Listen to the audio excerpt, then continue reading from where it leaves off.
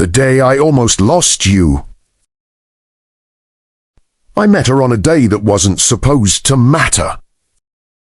It was just another ordinary afternoon. I was sitting in a quiet cafe, half focused on my laptop, half lost in my own thoughts. Life felt repetitive, predictable. Then she walked in, not in a dramatic way.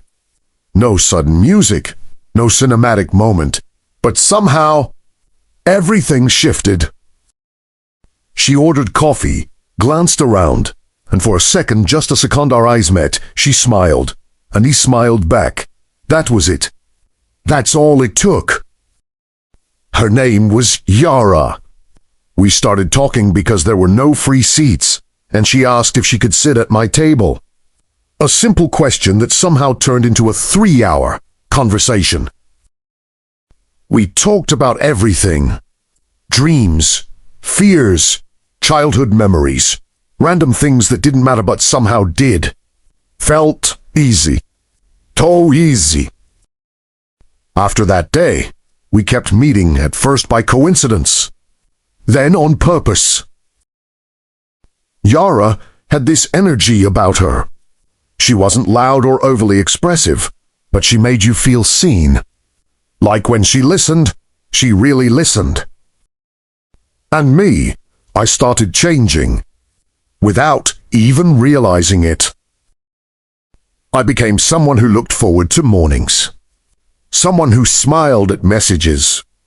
Someone who believed that maybe life had something beautiful planned. One night, walking under streetlights, I finally said it. I think I'm falling in love with you. She didn't answer immediately.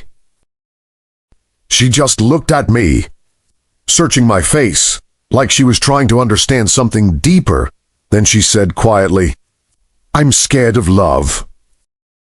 That should have been a warning, but I didn't listen, because I was already in it.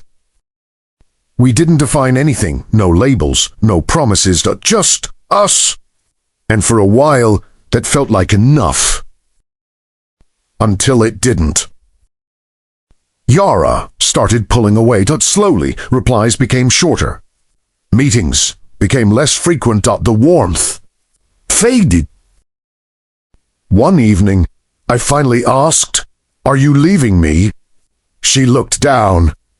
I don't know how to stay. That hurt more than a yes. I didn't plan to fall for you, she continued.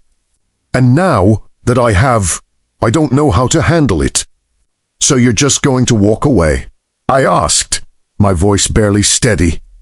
I'm trying to protect myself. I laughed, but there was no humor in it. And what about me? She didn't answer, because there was no good answer. Days later, she was gone. No big goodbye, no dramatic ending.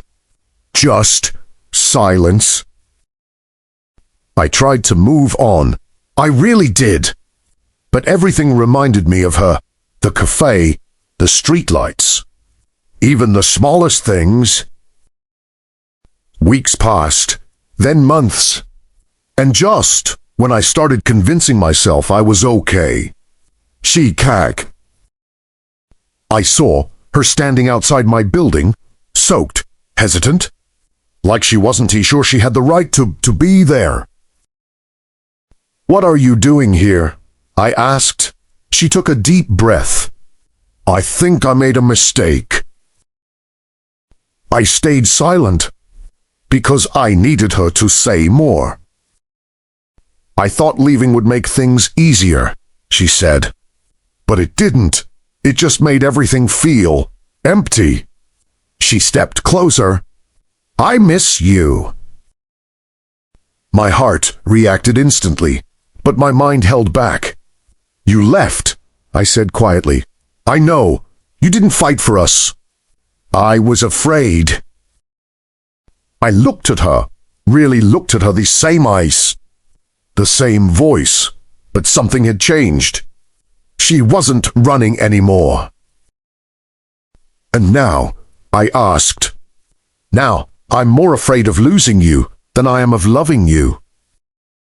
Silence filled the space between us, not heavy. How? Why should I believe you? I asked. She didn't hesitate this time. Because I came back. And somehow, that mattered. Love isn't always clean.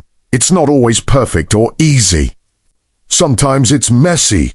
Sometimes it hurts. Sometimes it almost breaks you. But sometimes, comes back. I stepped closer, not fully trusting, not fully healed, but willing. Don't leave again, I said. She nodded, tears in her eyes. I won't. And for the first time since she left, I believed her. Because the truth is the day I almost lost her was the day I realized I never wanted to live without her.